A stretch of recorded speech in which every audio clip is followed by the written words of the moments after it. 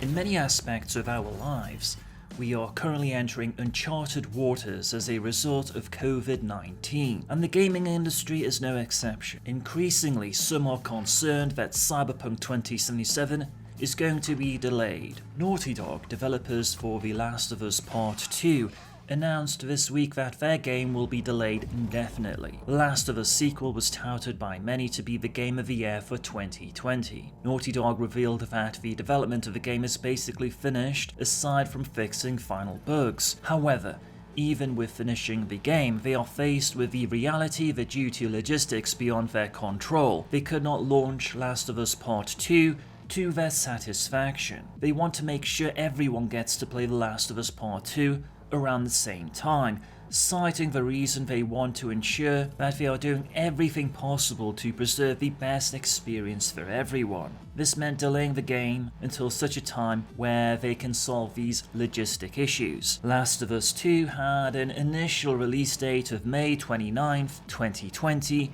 for PS4. How does this information impact upon Cyberpunk 2077?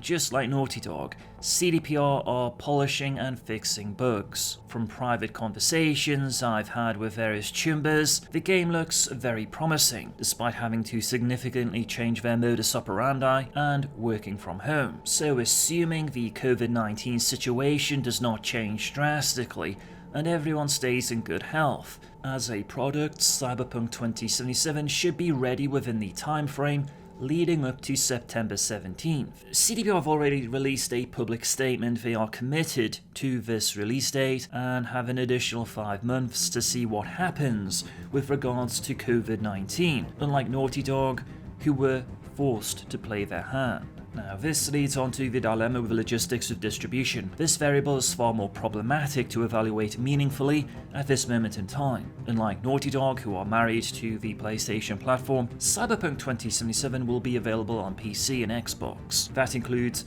digital distribution via GOG, so CDPR retain the capacity to release digitally should physical distribution be impacted by the logistical problems caused by COVID-19. However, just because CDPR have that option does not equate to them embracing it. After all, Last of Us Part 2 was not delayed because Naughty Dog could not get any physical copies out. Rather, they wanted their entire community to have access to the game within a similar time frame, or in other words, the numbers predicted a lack of physical sales, which is important when a game is released, as we unfortunately live in a world where the ignorant place value on vanity numbers. The second problem is who to believe. A public commitment to a specific release date does not hold much weight these days. CDPR already changed the release date once from April 16th when the release date, and there is nothing stopping them from doing it again. As for inside sources,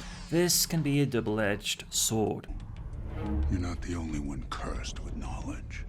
Dealing with certain CDPR employees can be highly problematic. There are those who literally have multiple personalities depending on the social platform they are communicating on, as some have one persona in public and a completely contrasting one in private. Some will say one thing about Cyberpunk 2077, which is true, but then contradict what they say elsewhere. That said, the current word on the streets of Night City is that September is still good to go.